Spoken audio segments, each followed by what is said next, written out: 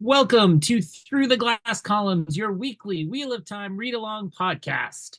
The Wheel of Time turns and ages come and pass, leaving memories that become legend. Legend fades to myth, and even myth is long forgotten when the age that gave it birth comes again.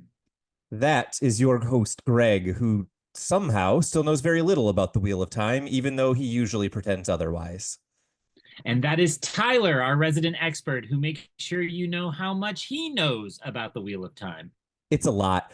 Join us each week as we continue our journey through Robert Jordan's great fantasy epic, exploring the books, the television show, ill-advised discussions of visual media on a non-visual podcast, and so much more. Although actually not, it's just that. Yes, all that and actually nothing else as we travel on, and I know what this means now, through the glass columns. Yeah, he really doesn't know all that much. No, you don't know that much.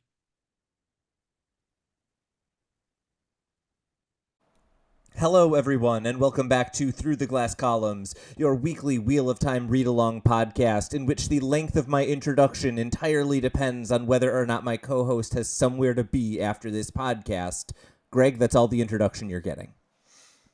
We are so excited to be back to talk about Chapter 39 and Chapter 40, Encounters in Samara and the Wheel Weaves. Tylor, it's meaningless, but there's only 300 pages left in this book after tonight's chapters. That's pretty exciting. It is. It's worth noting on the extra micro level, this feels like a really interesting week, if for no reason other than we can look forward and see a chapter icon next week that indicates this may be the last time we're seeing Elaine and Nynaeve for a little bit. It also, as you point out, is kind of a mid-level achievement. We are now just a few hundred pages, 9 weeks away from finishing this book. And this is also a big achievement. I have finally finished my spreadsheet in which I track how many words there are in the Wheel of Time and how many we've read. And as of this week, we are almost exactly 1/3 of the way through the Wheel of Time. So, 2.5 years down, 5 years to go. We got this. I know I recently restarted my Star Wars reactions podcast, so I'm on the Rebel Base Card feed reacting to episodes of Skeleton Crew, and we finished our first episode last week, and my co-host is like, "You still doing that Wheel of Time thing?" Yes, we are in book 5. For the rest of your life, you will be doing this. Yeah, exactly right. And so he was laughing because I think he, in very good spirits, bought the first book when I said I was doing this and never gave us a try, which, no disrespect, people are busy, but it really made me laugh where he's like, that can't still be happening. I'm like, oh, yes, it's still happening. So, all right, Tylor, take us to chapter 39. Let's have some encounters in Samara. Yeah, no time for a temperature check. Let's just do it. Nope. In Encounters in Samara, Nynaeve worries about the white cloaks that she sees walking around town and also worries about covering up her low neckline as she follows Uno through the crowds. The town is in chaos, full of people from all around the continent, and there's a wide variety of what I described as intricately described clothing. She eventually emerges from the chaos into a narrow street, and Uno is joined there by Regan, who remembers Nynaeve and who seems to kind of warn her against any mention of the White Tower, similar to how Uno was in the previous week. Masema thinks that the White Tower will try to control Rand, and that is why any mention of Aes Sedai generally sends him into a rage. Nynaeve resents that all of the men are trying to help her and seem to think that she needs help, but at the same time, she thinks that she actually does need their assistance in finding a boat. At this point, Nynaeve is put off by the overly intent eyes of the guards. She thinks that they are fanatics, and also by the amount of silence that she is hearing all around where Masema is apparently staying. Nynaeve asks why the Shinarans are required to surrender their weapons, given that they know Masema from way back, and they are essentially told that since they have a difference of agreement regarding Rand, they are still not trusted enough, and there have been assassins who have come after Masema. Inside of the building, a man says, everything as a question, which was a very weird detail, and he tells them to wait for a moment. While they are waiting, Nynaeve looks into the room where she sees Masema with his head completely shaved, talking to a beautiful woman in a large amount of jewelry.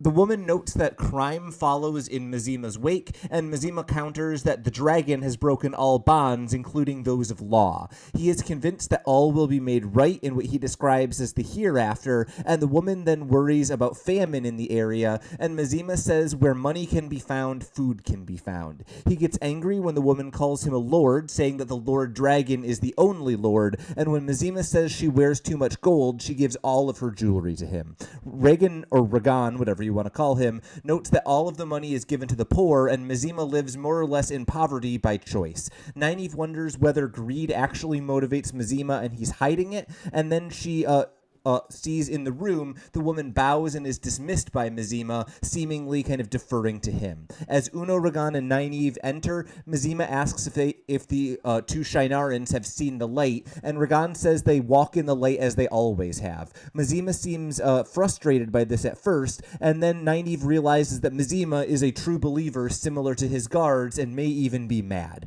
She says she walks in the light when he asks, and when Masema says she cares too much for the pleasures of the flesh, she reacts angrily. There is a tense moment where Nynaeve realizes she has gone too far, and he starts to give a sermon about the focus on what he calls the flesh and how this takes away from what he describes as more or less the godliness of the dragon, and he advocates for destroying all of the places of sin, including any brothels, but also anywhere that sells liquor or any taverns.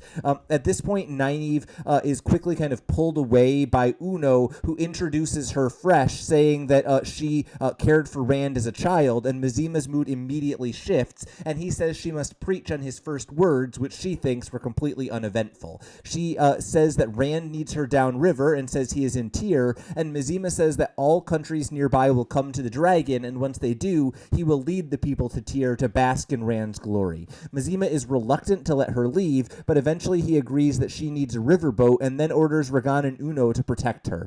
They more or less drag her out of the room after she starts to get angry again, and Ragan says 50 people are probably already looking for the boat because Masema said it, and also says she was about to get herself killed. He notes that naming Rand is a sin according to Masema and almost got someone beheaded for it, and Nynaeve thinks that Masema's tenets on how people dress and how people spend their time will cause a riot, but everyone seems convinced that people will simply go along with it. At this point, Uno notes some of Masema's other odd habits, including notably the fact that he often marries large groups of strangers.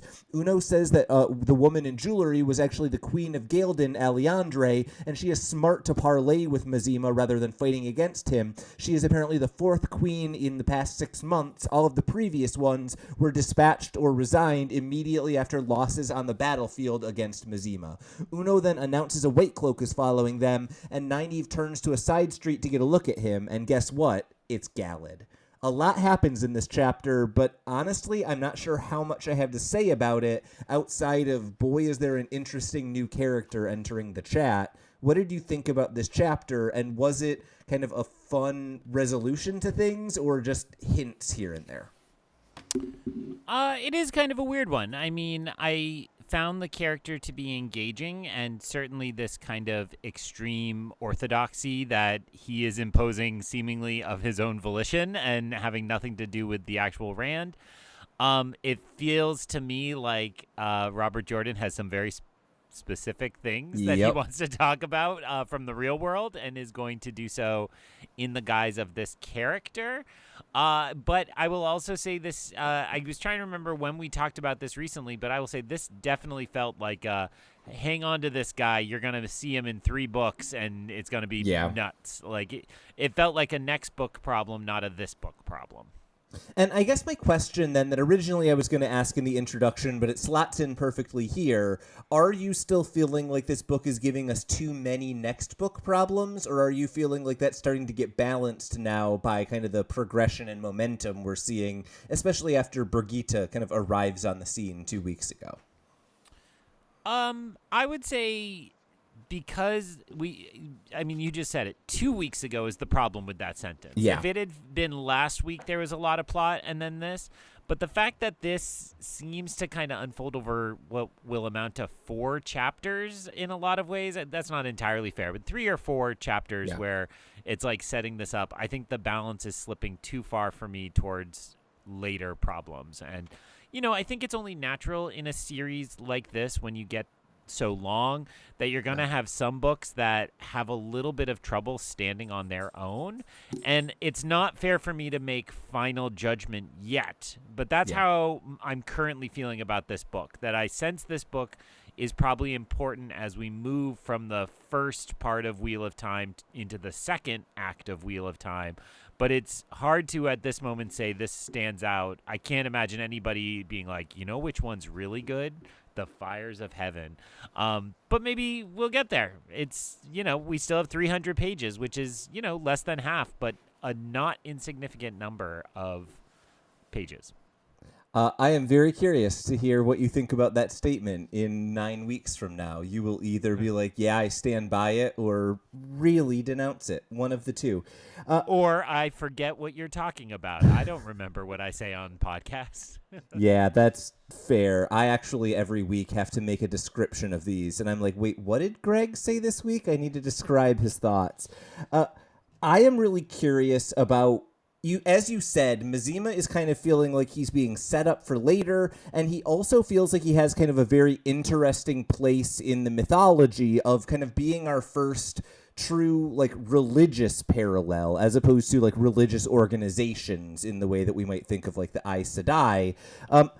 How do you feel about the Prophet of the Dragon? He very clearly is doing some unique things, but also some of it is grounded in some of what is happening around Rand. The one thing that stood out to me is Masema marrying random groups of people. The first, 2 or 3 times I read this book, I thought that was just, his madness or him being a little out there. But when I think about what happened for the Shienarans, they probably followed in the same path that Perrin and Moraine did in the 3rd book of the series, and that means they were in a bunch of towns that 3-4 weeks ago probably had a bunch of people get randomly married after that redheaded kid came through. And so I think there's a very real possibility that Masema is not completely making these things up from whole cloth. He's just over-exaggerating very small things that Rand or those around him have done or said.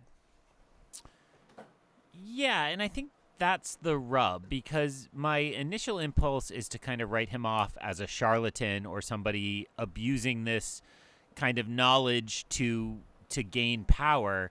But there's just enough of a grain there that makes me feel like he is actually trying to be genuine in some way. And that doesn't excuse or condone any of his actions, but it feels like to him, he actually thinks like, yeah, this is what we're supposed to do. I'm fulfilling the actions, as opposed to I just want to fill this void. As everybody hears about the dragon but can't actually follow the dragon yet, I'll use that to my advantage. But, it's not like he was stealing all that lady's jewelry, right? It's more about control and power than it is, self-aggrandizement.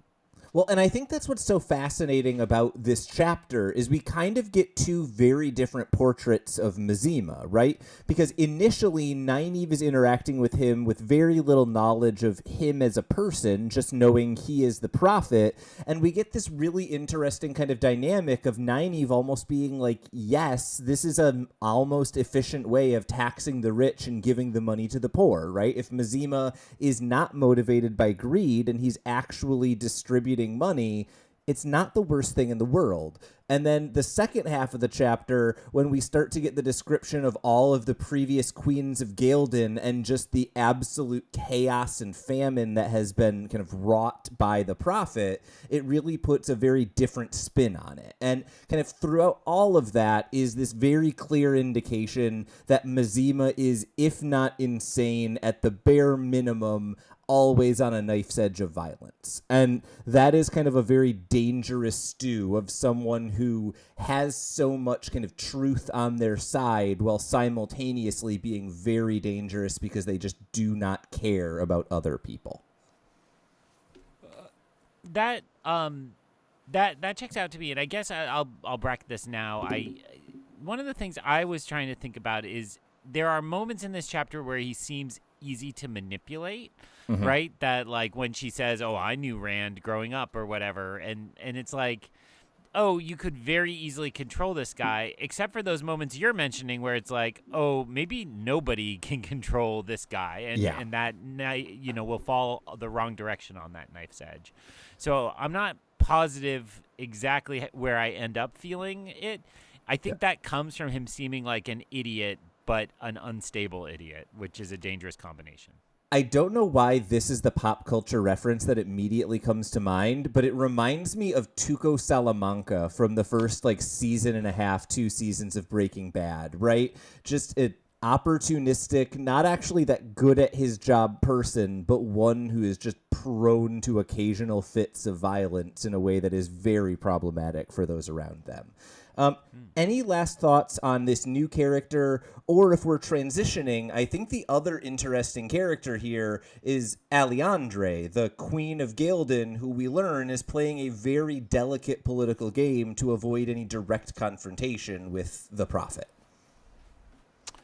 Yeah, I mean, that's a pretty compelling scene to have the Queen kind of giving in all these ways.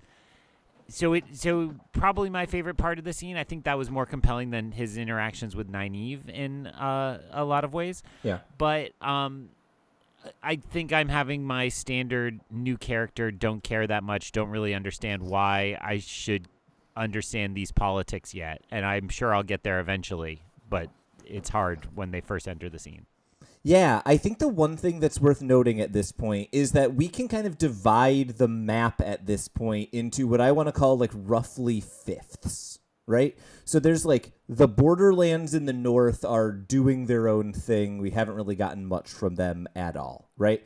Over in the west is where the Shan-Chan wrought their havoc and where Elaine and Nynaeve have kind of dealt with some of the kind of fallout. We've now got, I think, interestingly, the center of the map, or maybe the southwest of the map, is now very clearly the Prophet and the White Cloaks trying to fill whatever gaps this chaos is creating. And I think that's kind of the new element that we're getting here, is to the southeast, we've got the Aiel and the Aes Sedai and all of their craziness. To the very south, we've got, Samael and Ilion and whatever is waiting for Rand in that trap. But now the middle of the map feels much more kind of uneasy, and that makes me kind of wonder where this is going long term, because this feels like the most power vacuum of anywhere that we've been so far. There is not a central authority that really rules or dominates here. There's 3 or 4 forces that are butting against each other. I don't want to say powder keg over and over again, but how are we feeling about Samara? I mean, it is hard to totally ascribe to powder keg because we haven't been there, right? When we've ascribed that word to Camelin or Tyr, it just felt like we had to live it a little bit, or some of those other southern cities. Tanchico was kind of that way. And so it feels like we came late to this party, and so I don't necessarily feel that immediate tension, but I think the chapter signals that it's been going on a while and continues to go on. So I don't think it's a wrong description either. Yeah. I think my last note on more or less this chapter, I have maybe 1 or 2 itty bitty things, but my last big note here is, even though I did not get a whole lot out of Nynaeve's interaction with Masema, mostly because Nynaeve losing her temper is too predictable to be fun at this point, but I did really think Robert Jordan nailed the description of what is so unnerving about interacting with a fanatic or with someone who just has no sense of being possibly wrong. And I thought that there were just a few really great descriptions of what someone's eyes look like, or how quickly they can shift, or how over-engaged they get with things that kind of play to their worldview, that I just need to give him his flowers a little bit. It's been a bit since we said, Robert Jordan, you're a good writer. Robert Jordan was a really good writer in this chapter, I think. I was more engaged than I expected to be for Nynaeve not really getting a lot of anything out of the conversation. Yeah, and I would agree and say I kind of realized that I'd set my teeth a little bit while reading this. Like, I was unnerved by what was going on. Nobody could ever possibly know when we're recording. But I did just see this great movie that's out right now called Heretic with Hugh Grant. And this is exactly the kind of figure Hugh Grant plays, where you're like, I can't tell if you're extremely rational or extremely irrational. And, to keep that in tension is not easy, and it's not easy in a performance in a movie, but it's also certainly more difficult on the written page. So, yeah, absolutely, flowers to Robert Jordan. Yeah, I think that there is something really impressive whenever I read like suspense or horror, because there's something really hard about making someone feel tension for the 10 minutes it takes them to read a chapter instead of the 30 seconds it takes for something to play out on screen. And I think Robert Jordan is a remarkably good suspense writer, even though his primary genre is fantasy. I'm kind of curious if there was anything else in this chapter that stood out to you. I feel like I've mostly said, here are the big characters and here's the setting. Were there any moments that kind of you latched onto throughout the chapter?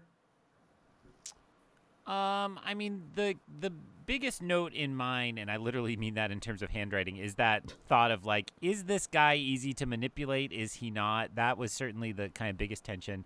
So since we just gave Robert Jordan flowers, I'll also note, I have a small note, like, the modesty stuff is like, come on, dude. Like, can we please talk about these female characters without just talking about whether they have a lot of cleavage showing or not?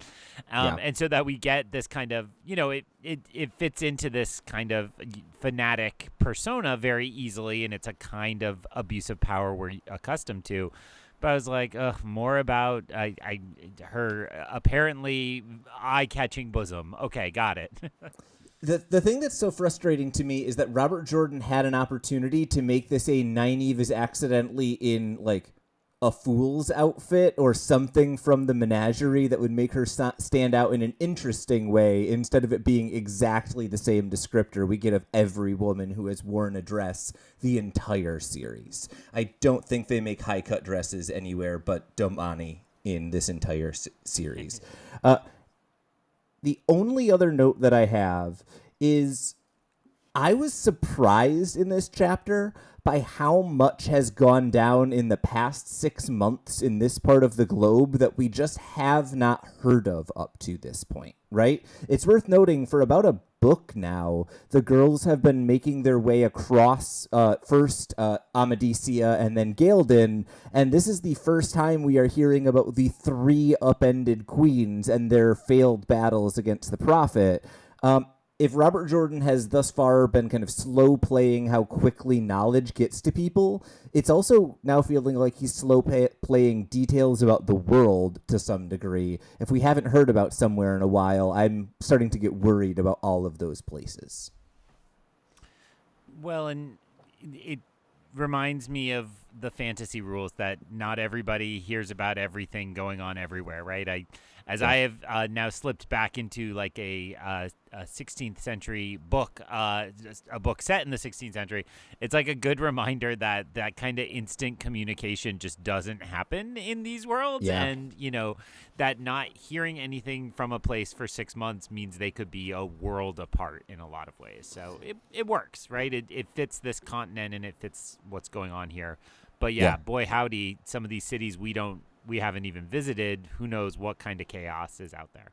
Yeah, I mean, the other idea I had, you're saying places we haven't visited. The word Shinarin is used an enormous amount in this chapter, which describes a country we haven't been to in 3.5 books. So I think there are some places that we've got to start being like, when are we getting back there, and just how different is it going to be when we do? Barring any last-minute you shouting and us needing to stop, I suggest we jump into Chapter 40, The Wheel Weaves, which I'm pretty sure is a chapter that either is in or could be in every book in this series. It's a very generic title. Nynaeve is frustrated for letting herself be seen by Galad, and she rushes into the nearest alley, hoping to avoid his notice. She is pleased that Uno and Ragan follow her orders, and she thinks that she is angry enough to channel, but she can't because she's worried that either Moghedien or one of the Black Aja will be able to detect her if she does. Galad spots them, annoyingly unfortunately for her. And as she approaches, he says he doesn't want to kill either Ragan or Uno, who have drawn their weapons. Nynaeve tells the men to let him through, and they eventually do. Galad responds when she asks, "Why are you here?" by putting the same question back to her, and more or less kind of berating her for not following through on the plans that they had earlier. And then he describes why he himself is here, and in that description, he mentions Saladar, which immediately causes Nynaeve to remember the word Saladar. He notices that something has changed after she goes pale, and she gives kind of a lame excuse, more or less, and then Galad chastises her once again for running off, and then wonders if she is mixed up with the Prophet in any way once he notices that both of her companions are Shienaran. She dismisses this idea, and then he says he intends to find them a ship because he wants them to get out of this area. It is too dangerous for them, and then he asks where they are staying. When she is hesitant to give a response, he swears on his mother and reminds Nynaeve of his love for both Elaine and Egwene. At this point, she eventually kind of decides that she trusts him and tells him about Valen Luca's circus, but tells him he cannot escort her there or come until there is a ship because it would cause more rumors than are probably already started. He offers to find them a room in the city, and she denies the need for it, and she eventually says that he cannot go with her, and then Nynaeve refuses to tell him where Egwene is when she asks, although it's very clear that he is more or less as concerned about Egwene as he was about Elaine. Nynaeve then thinks the town is a wasp nest, which I noted is a new metaphor for us that we need to start adopting, and then Uno and Ragan give one last show of force before eventually Galad makes his way out. Nynaeve wants to yell at someone, "I'll walk," but she doesn't have an excuse to do so at either of the Shienarans, and she starts to kind of shut down repeated conversations with just a glance. Uno and Ragan seem to want to help, mostly because they don't have anything else to do, and Nynaeve seems happy to have them, but insists that they follow her orders and not do it because anyone else suggested that they needed to. They agree in their kind of own way, but then they say that the others may not agree to those conditions. When she asks about others, we learn there are actually 15 Shienarans, although a few of them now follow the Prophet so closely there is no chance they will leave. At this point, Nynaeve tells them to stay away to avoid rumors for exactly the same reason that Galad needs to stay away, but to come as soon as there is a riverboat and occasionally to check in case she has any instructions.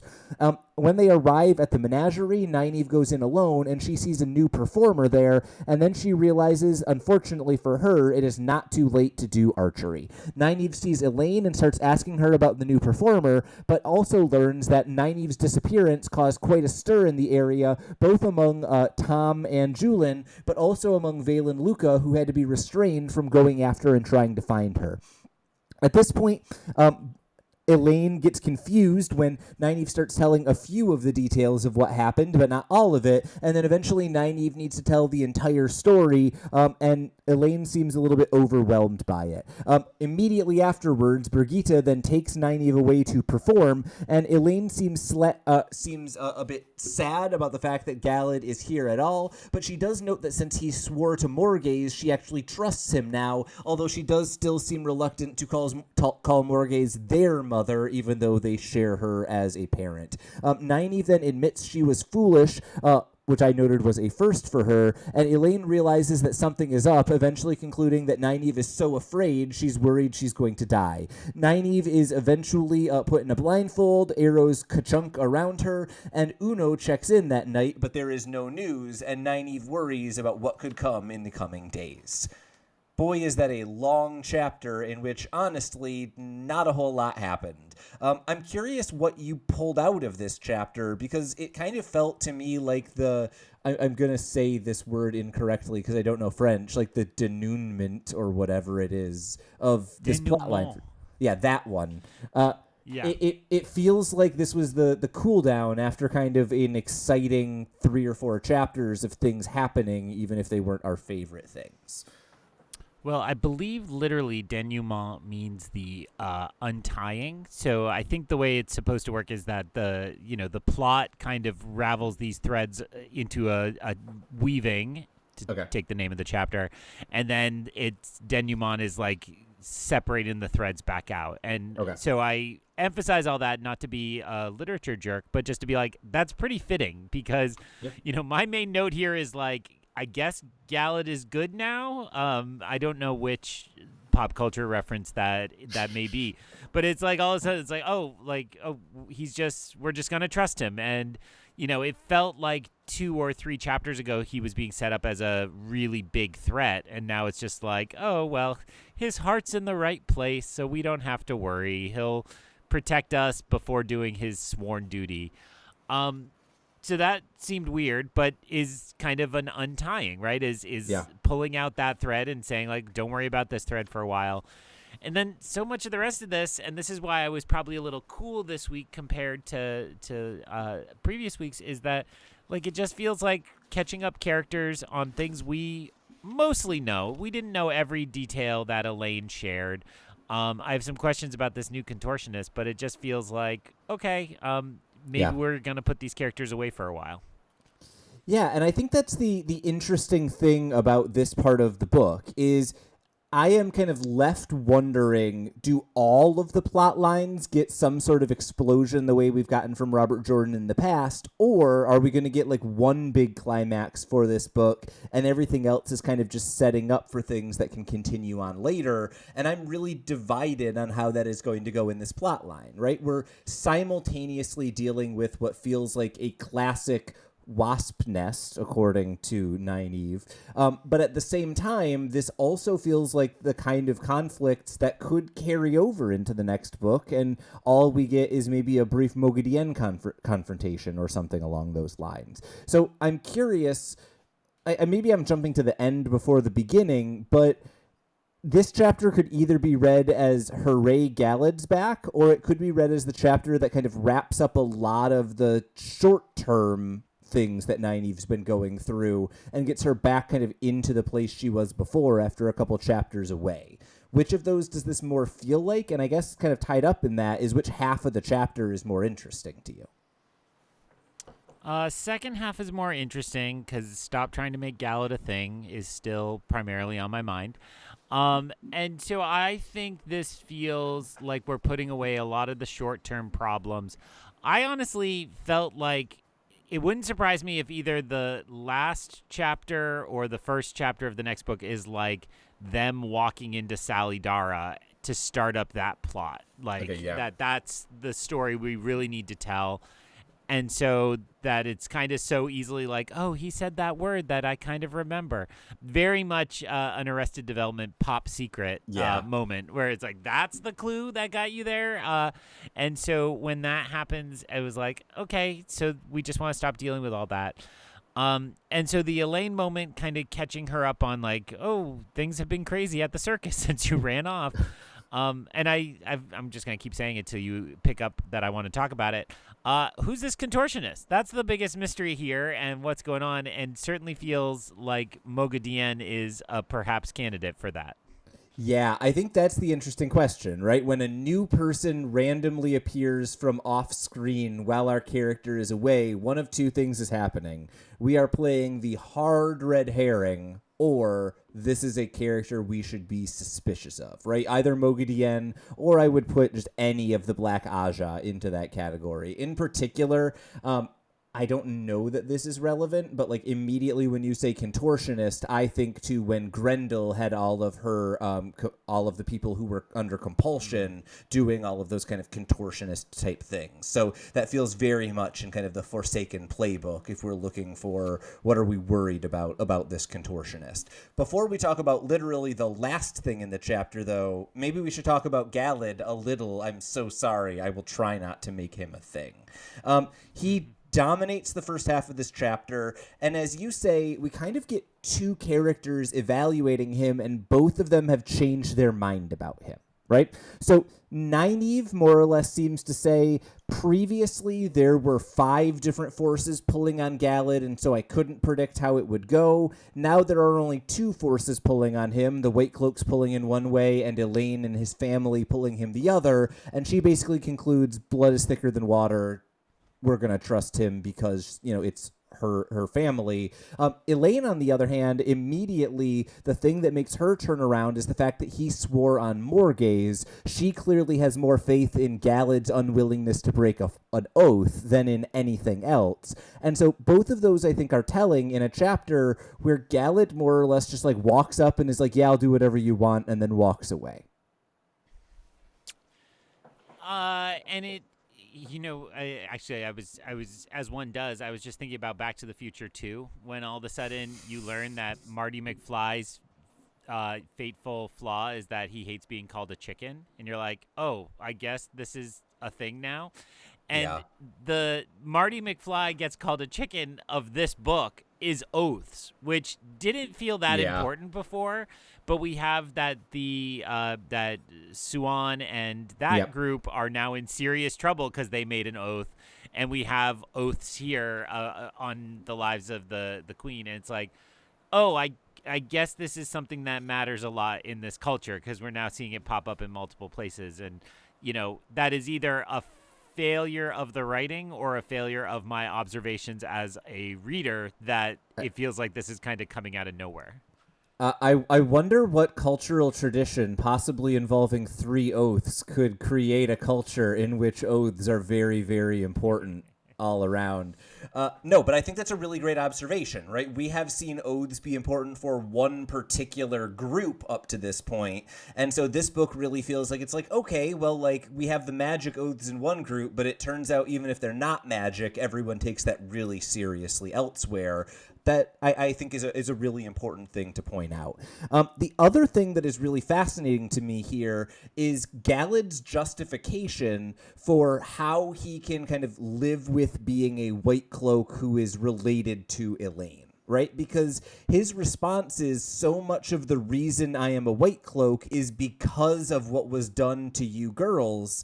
That feels like a kind of odd internal contradiction. And so Galad, being both the person who never lies and the person who seems to be kind of lying to himself about what it means to join up with the White Cloaks, that's the part of this character that I find compelling. I just kind of need him to be put in a situation where those two beliefs actually come into conflict, instead of him just deciding, hey, I'm going to go with my sister and it's over.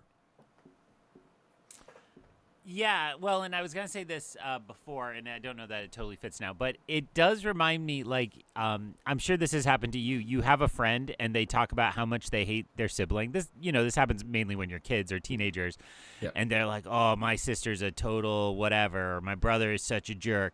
And then you meet that brother or sister, and you're like, oh, they're really cool. Like, they're fine if you're not related to them.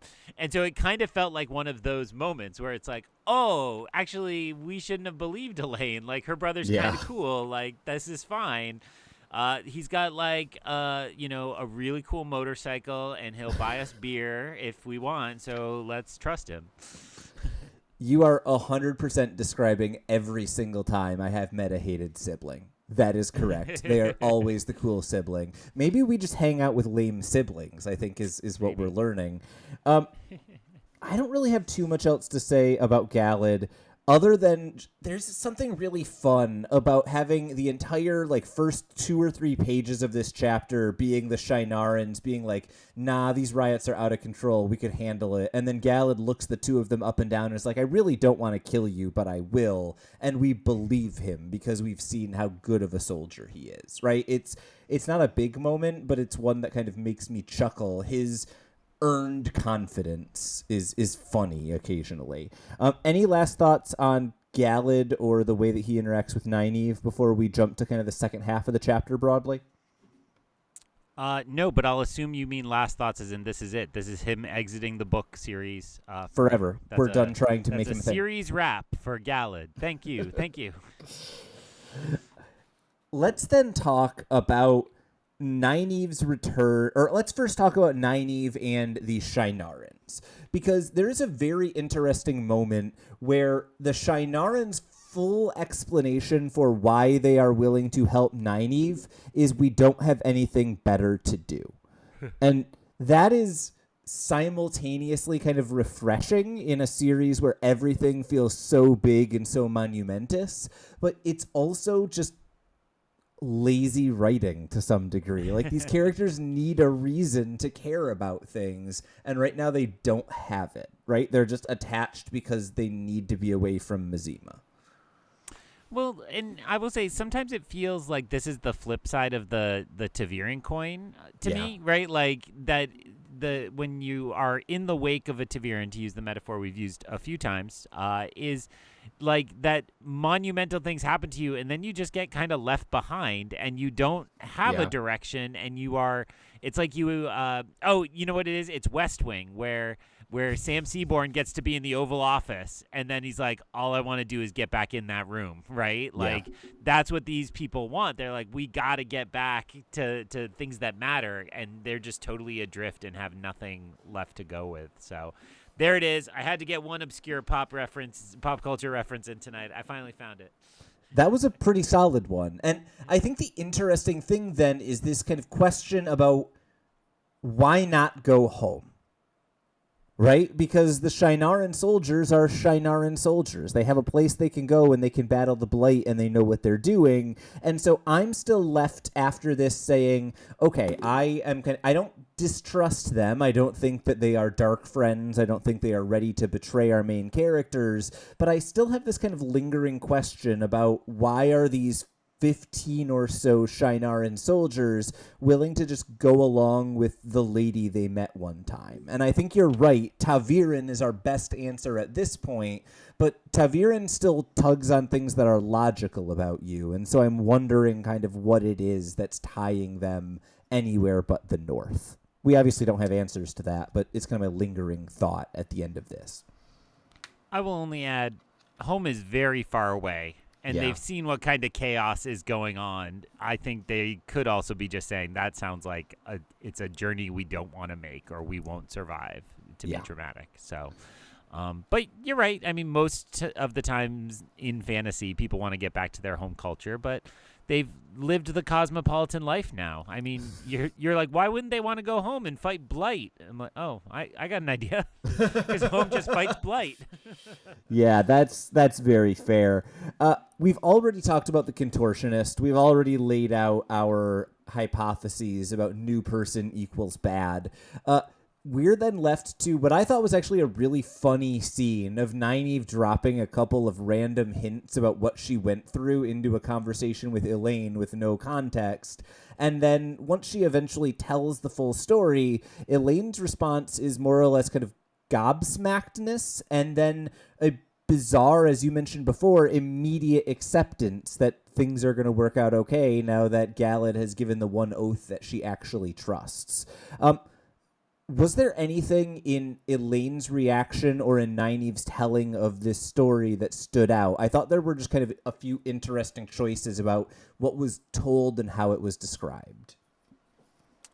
Well, I'm going to merge that into a larger point about Nynaeve. I mean, we talked right after she and Brigitte came out that they'd kind of knocked Nynaeve as low as she seemed like she could possibly go. Yeah. And so while I'm not going to conclude this is where we're leaving her, I kind of feel like I can't really tell if she really is that low, right? It's not like the chapters have pushed her further down or really even confirmed that she's so low. I think from the Uno moment on, it felt more bumbling to me than it did moving in a fortuitous or disastrous direction. So, and I don't mean she was foolish in any way or anything like that. It just felt like, oh, nobody's really sure what's going on. Everything's kind of up in the air. So I don't really know where I feel like she's sitting now as we at least take a short break from this crew. But, I certainly don't think she's at a very strong moment as we leave her. Well, and I think that the interesting thing about the second half of this chapter, maybe like the last third of the chapter, is once Nynaeve realizes that she is still going to have to do the archery show, whatever we want to call it, that apparently puts her in more of a panic than we expect, right? The last, 4 or 5 lines before she actually, puts the blindfold on and goes under, Elaine is worried about her. Nynaeve apologizes for all of the mistakes she has made, and then Elaine asks her why she is looking so pale. And this, I think, both kind of maybe helps explain what is going on here, is she is not as low as we thought she was a few chapters ago, but she's scared, and so in a couple of places she acts like she's maybe kind of in a worse place than she actually is. But simultaneously, Robert Jordan is playing games again. Nynaeve is not aware of her own feelings, and so she does not describe her fear until Elaine notices it. And I thought that was kind of a fun moment.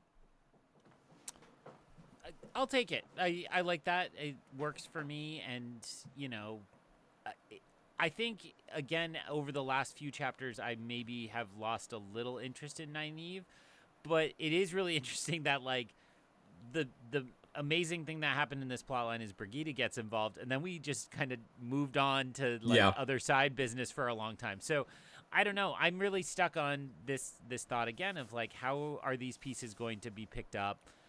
This crew, my earlier hypothesis that this crew rolling into Salidara with a hero from the Age of Legends, that's not so bad, right? Like, that could be a big plot point. So I don't know. I'm kind of all over the place, but that's where I'm feeling at the moment of this plot. Well, and I think that's exactly where we should be with just about 300 pages left. As you said, that's kind of about the length of the typical Robert Jordan, the roller coaster is at full speed kind of moment. We may not be quite there yet, but it's worth noting we are jumping away from these characters next week. We know this because of the chapter icon at the beginning of chapter 41. It is the rising sun of Kyrien. It appears that we are headed back towards Rand & Co. Next week we have two chapters. That is chapter 41, The Craft of Kin Tover, and chapter 42, Before the Arrow. And it's worth noting at this point, 9 weeks left. We probably only have one or two chances to drop into each of the remaining plot lines. I'm curious, what are you expecting from the last 9 weeks of this book? And then you can say the name of our podcast and then go do whatever it was you needed to do that required we not talk at all before the podcast. I think Greg might hate me, everyone. Let's see. I'm expecting nothing but Perrin chapters for the rest of the book because we haven't gotten to them yet. No, I think I summed it up earlier when I said I'm feeling more and more that this feels like a transition book. So I feel like I'm expecting these pieces to move around a little bit more. We will get some kind of climax for, at very least, the Rand plot line, which seems to be the one that is maybe most central here. I don't think the relative positions of the characters within that plot line are going to change. We didn't mention, and again, who knows when we're recording this, but we did just get a hint about the Wheel of Time Season 3 television show coming out in March, the week of my birthday. Thank you very much for my gift, Jeffrey Bezos. And one of the things is that trailer, if you are just a book reader, seems to take some things that we have speculated about in this side of the podcast and very, very literalize them, make them very clear. I will note, absolutely nothing in that trailer is technically true in the books. But yes, what Greg is saying is absolutely correct. Be careful if you have not read these books and you want to see the trailer.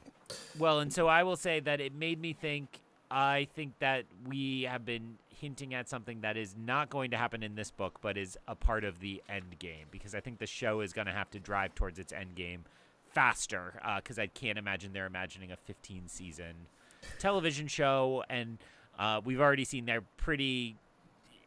willing to get away from the books and the structure of the book. So we'll see. Now all you said was say the name of the podcast, and I'm now got totally in the quagmire of not crossing the stream. So March, catch up on our old episodes about the television show and get ready for some new ones because we've got another season of the show. That's so exciting. When will we talk about it? Where will we talk about it? I think it'll be next time. Through the Glass Columns. So ends another episode of Through the Glass Columns. We thank you for joining us and continuing with us on our quest to cover all of the Wheel of Time in our own sweet time. This podcast features original content developed by Tylor and Greg Cass and is not in any way affiliated with, associated with, or condoned by the Robert Jordan Estate, Tor Fantasy, Amazon, or our wives. All content is intended for entertainment and educational purposes only. If you're enjoying this podcast, please seek out the books from your local bookshop or library and join us as we continue our journey. If you'd like to contact us to share your thoughts or give feedback, find us on Instagram or Threads by searching Through the Glass Columns. Thank you once again for being a part of this community. If you're enjoying the show, please subscribe, leave us a review wherever you are listening, and recommend this show on your social media to help us grow our community. We look forward to welcoming you back next time on Through the Glass Columns.